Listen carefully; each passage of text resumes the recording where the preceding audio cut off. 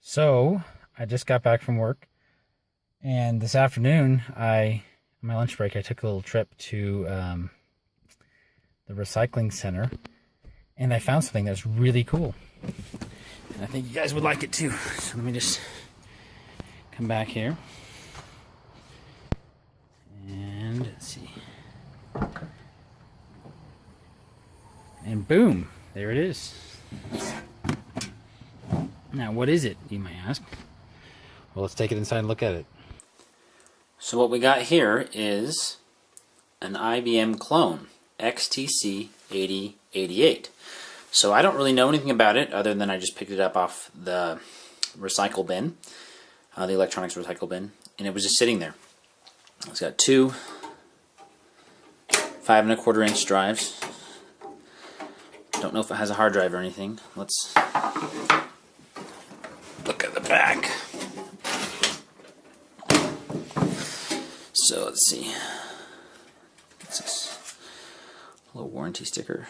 It's all washed out. It says 1 year parts, 90 days labor on system assembly. Yeah, well, I think that's expired. This right here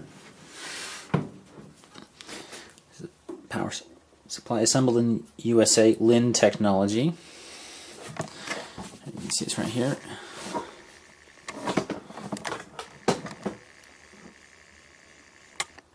It's probably all washed out, but it says, there we go. It says color, so probably CGA. Hard disk is not circled, so I'm assuming it doesn't have one. Serial number 51721. And it has a keyboard slot, a parallel port. No, that's a serial port, COM port. This is a printer port and a joystick port. And over here is the CGA card with a composite output and also RGB. So let's crack her open before we turn it on, at least try to turn it on. I don't know if it runs or not. I'm assuming it probably still runs because they probably threw it away because it was obsolete, not because it doesn't work. Because, I mean, who needs a computer that doesn't look like it has a hard drive and runs DOS and is probably slower than you can imagine. Who needs that computer? I do. So let's open her up. Let's see.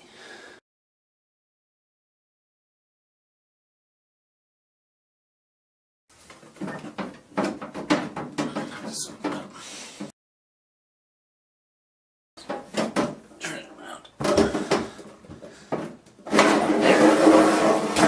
There we go.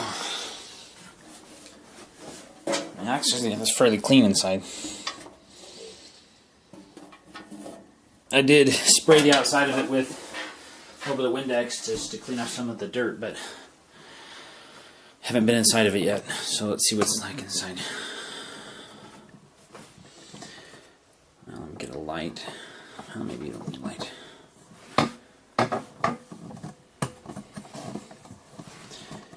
So let's see. There's a power supply. 120, 110, 220, so it could be, that's so huge. That's the biggest power supply. Here's a control card for, looks like it's got the game port on it and the printer port. It also looks like it has a floppy. Oh, also, that's interesting. The serial port here, right here, also comes off this right here. So it's like the main control board for everything. It's got a fantastic PC speaker right here. That's awesome. Looks like right here, I don't know if you can see that right there, Intel.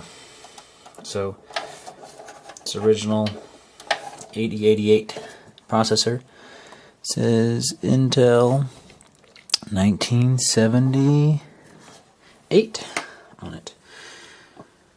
Fantastic. This is Most likely a generic CGA card because... Oh, right there it says. I don't know if you can read it or not.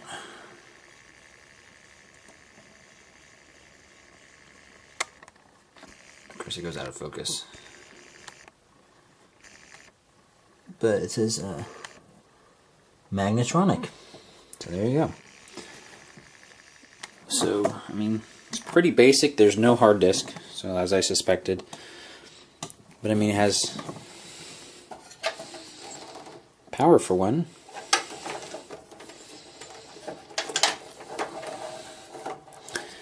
And I would imagine you would just probably attach it right, I don't know where you would attach it.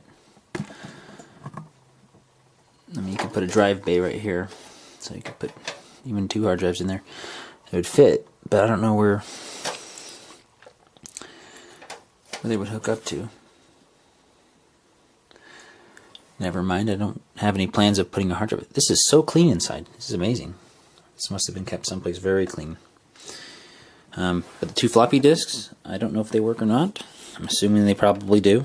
This is an obsolete machine, so it probably just wasn't being used anymore. I mean, there's no hard drive, so I don't know who would be using this in this time of 2017. Who would be using this as their daily driver? I think that'd be kind of an interesting thing to try out. You know, doing some fun stuff with it. So let's. That's kind of cool. Let us put it back together, and then we'll boot it up, see if it runs. And then this will be a project machine. I'm going to try getting it to run. I don't have a keyboard. I don't have one of these big style keyboards. I do have this this keyboard. It's a Packard Bell keyboard, but it is a PS2. But it works just fine. I mean, it's pre-Windows key, so it's fairly old. I don't know how old it is. It's early 90s probably. So it's newer than this machine, but I think this would work fine if we have an adapter PS2 to AT XT keyboard. So what I'm going to do is just put the case back together, and then we're going to turn her on and see if it runs. There's a little damage on the case. The front of the case has, if you see that or not, there is, looks like somehow got hit or something there.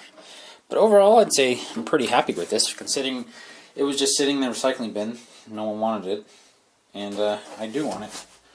So I really want to test out the game I made last year for the Bit Jam 2016. I made a DOS game, which should run on this machine, all things considered. I never had an IBM computer as a kid. We had clones like this.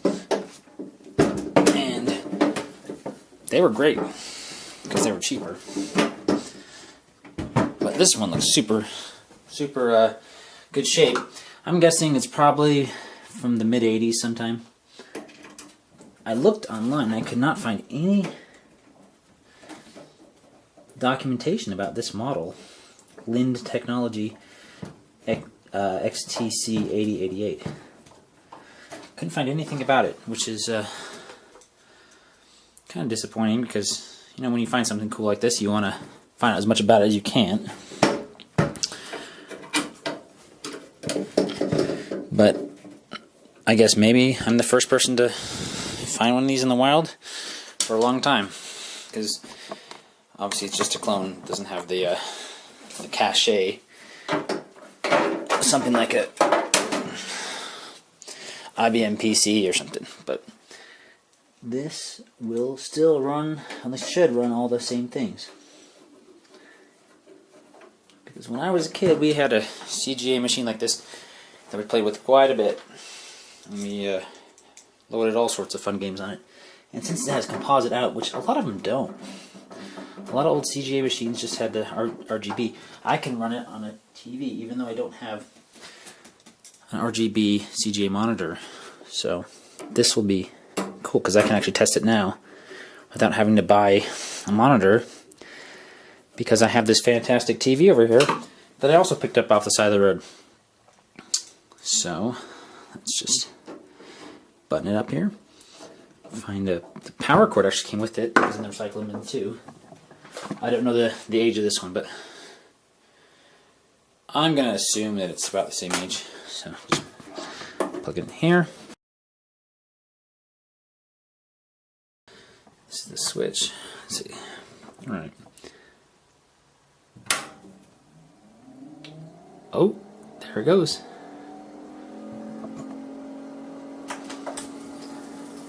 It's booting up. Let's see the TV. Oh, it's working. Copyright, let's see, 1984, 85, and 86. So this is probably from 86.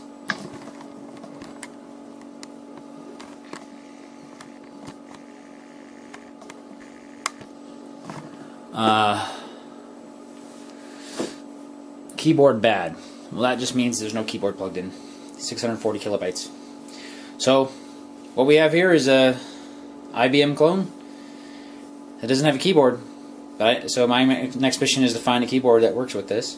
I think I have one, but we'll see. And we'll get this booted up, and then I have to find some software for it.